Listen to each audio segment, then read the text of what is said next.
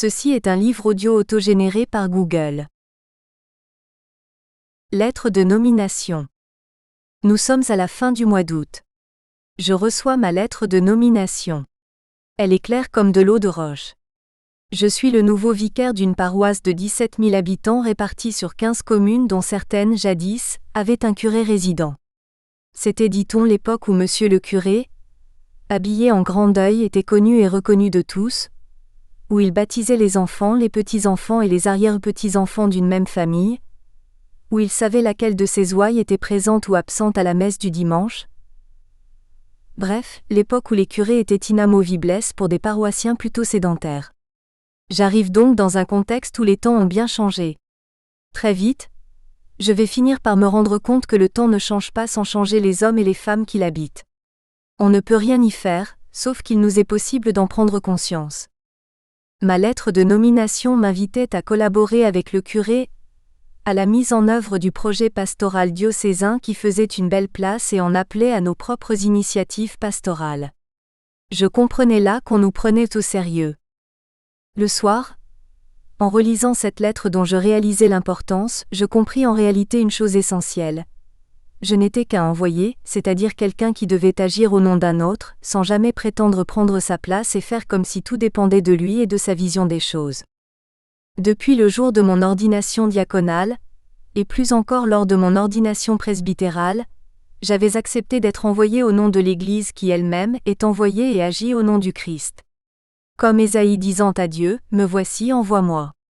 2. J'avais accepté les conditions du job.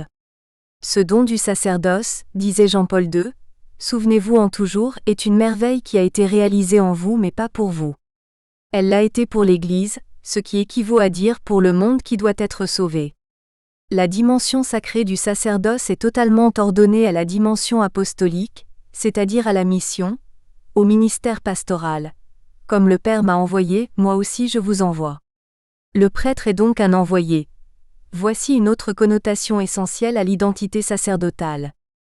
Dans la même logique, le prêtre est un peu comme l'âne du dimanche des rameaux qui se sent honoré non pas en tant que ce qu'il est, un âne, mais dans le fait de porter le fils de David, le Messie que la foule reconnaît et acclame.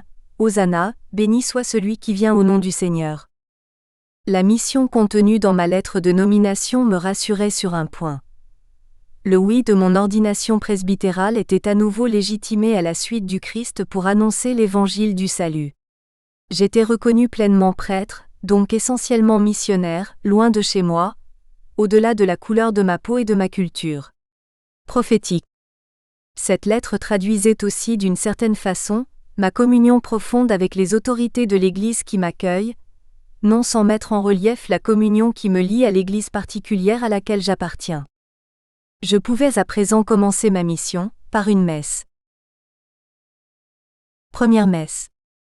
Tous ceux qui sont investis d'une mission d'évangélisation savent ce que ceux qui les envoient attendent d'eux: annoncer l'Évangile et faire grandir le règne de Dieu dans le cœur des hommes et des femmes de leur temps.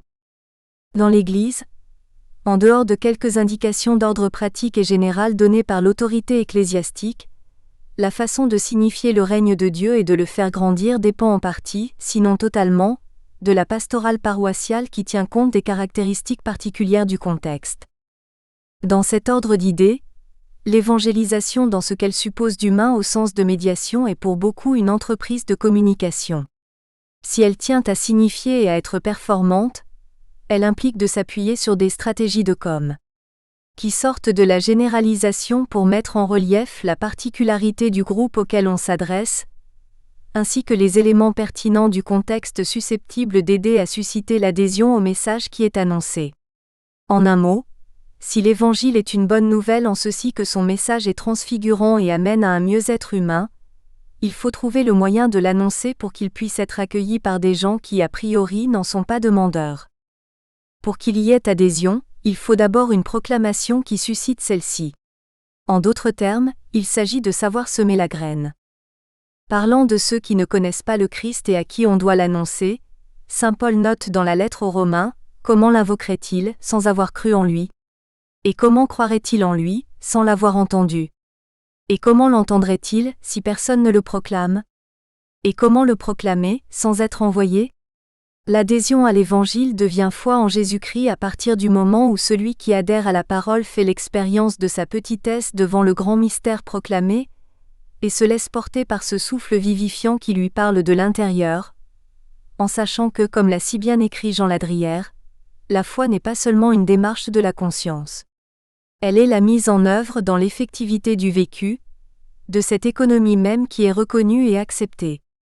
Elle connote donc indissolublement des formes spécifiques de conscience, un contenu objectif, reconnaissable en ses expressions et transmissible, et l'opérativité spécifique de l'ordre de réalité qui correspond à ce contenu. Partant de là, on peut dire que l'annonce de l'Évangile, dans ce qu'elle nécessite de structures de médiations humaines voulues par Dieu, qui associe des humains à son œuvre de salut, est un art particulier de communiquer sur lequel nous avons beaucoup à apprendre d'un messager de l'Évangile comme saint Paul. Pour ma première messe, j'ai donc souhaité audacieusement me placer sous la direction et le contrôle de véritables conseillers virtuels en communication. Je considérais cette messe-là comme un examen de passage, au vrai sens du terme. Je tenais à la réussir comme si c'était d'elle que dépendait la suite de ma présence dans cette paroisse en particulier. C'était surtout mon premier contact liturgique avec les paroissiens, et je ne voulais pas décevoir. Les théologiens me pardonneront le terme, mais ce jour-là je voulais me vendre, parce que c'est de cela en réalité que dépendait la disponibilité des paroissiens à m'écouter et à s'ouvrir au message que je venais leur annoncer. J'avoue que la préparation de cette messe me donnait l'air d'un débutant, et me rappelait toute la peine que les jeunes prêtres se donnent pour réussir leur messe d'action de grâce au lendemain de leur ordination. Là, chacun cherche à dire la messe de sa vie. On se présente comme un petit nouveau, et on est reconnu comme tel, tout en cherchant à faire passer l'idée dans les formes qu'on est déjà calées.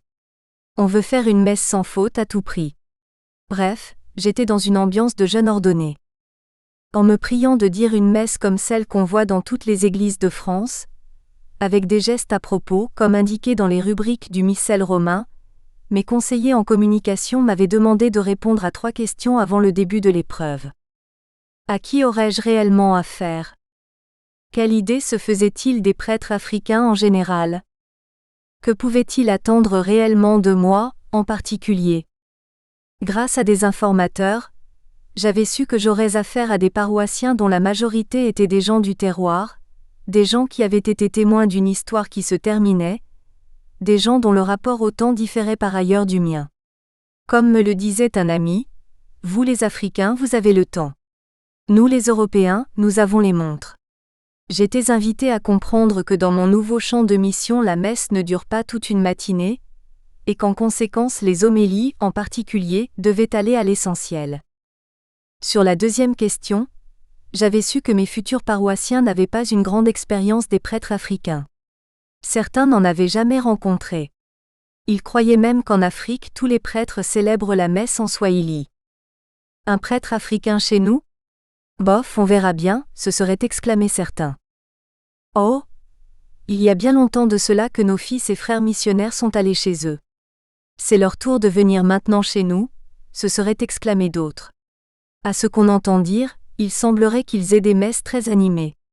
Nous en avons bien besoin ici, se seraient exclamés d'autres encore. Pour dire la vérité, je comprenais toutes ces interrogations et ces peurs non dévoilées dont quelques-unes, il faut le dire, sont quelquefois influencées par une certaine permanence des stéréotypes sur l'Afrique et les Noirs dont raffolent certains médias. Je comprenais leur inquiétude de l'inconnu. Je comprenais leur désir de découvrir enfin ce Noir dont on leur avait dit qu'il serait désormais l'un des leurs. Dans la plupart des cultures africaines, il existe au moins un rite d'accueil de l'étranger. Souvent, de façon subtile, certains rites obligent celui qui vient d'ailleurs, pour séjourner chez nous, à se dévoiler et à dire s'il vient en ennemi ou en ami.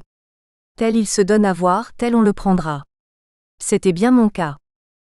Concernant la troisième question, je crois savoir qu'au-delà de tout les paroissiens attendaient de moi que je leur révèle que j'étais un prêtre, dans ce que ce dernier peut leur dire de Dieu, donc comme tous les autres prêtres français qu'ils avaient connus et qui étaient passés par chez eux. J'étais conforté dans l'idée selon laquelle je devrais dire mes messes comme le ferait tout prêtre français, c'est-à-dire débarrassé de mes habitudes de prêtre venant d'une église particulière. Le jour de la première messe arriva. Elle fut dite comme cela est recommandé par le missel romain de Paul VI. À la fin de l'homélie, j'ai vu des visages interrogateurs se défaire et nos cœurs se rejoindre subitement, alors que je parlais de mon désir d'être leur prêtre et leur frère. J'arrive au milieu de vous sans prétention aucune. Je souhaite cependant assumer pleinement dans notre paroisse, et ce dans le sens de l'évangile de ce jour, ma place de serviteur inutile. L'un des mérites du Concile Vatican II concernant le prêtre, c'est d'avoir mis en relief le lien nécessaire qui doit exister entre celui-ci et la communauté. Le ministère du prêtre ne prend véritablement sens qu'à l'intérieur de la communauté qu'il sert, communauté que le Concile définit comme le peuple de Dieu. C'est pourquoi, paraphrasant saint Augustin, je souhaite vous rassurer en ces termes. Pour vous je suis prêtre, pour être pleinement à votre service. Mais avec vous je suis chrétien. C'est donc conscient de cette grâce qui fait de nous des frères et des sœurs en Jésus-Christ, que nous essayerons ensemble de vivre de l'Évangile et d'en témoigner en esprit et en vérité. Vous me voyez et vous découvrirez petit à petit. Je l'espère que, malgré le fait que je sois un peu plus bronzé que beaucoup d'entre vous, je vous ressemble sur beaucoup de points. C'est pourquoi, refusant de me présenter à vous comme un super-homme ou comme un homme d'une autre nature, je m'engage humblement à vivre comme ces chrétiens que je souhaite que vous soyez. Après la messe, je me suis posté à un endroit de telle sorte qu'il leur était impossible de sortir sans que je leur serre la main. Ce bonjour, bon dimanche, qui est désormais un rituel dominical m'a permis de garder ce rapport direct où il m'est possible d'échanger ou de convenir d'un rendez-vous urgent. Dehors, j'entendais les paroissiens échanger entre eux sur ce qu'ils venaient de vivre. Miraculeux. Moi qui ai des appareils, je l'entends et je le comprends parfaitement, affirmait quelqu'un. Je crois que nous sommes gâtés parce qu'en plus c'est vivant, renchérit un autre, etc. Pour tout dire, ma première messe a eu un avant et un après. Au-delà de tout, les gens ont fini par comprendre qu'au milieu d'eux, moi aussi. Nous espérons que vous avez apprécié cet aperçu. Pour continuer à écouter ce livre audio sur Google Play Livres, utilisez le lien dans la description de la vidéo.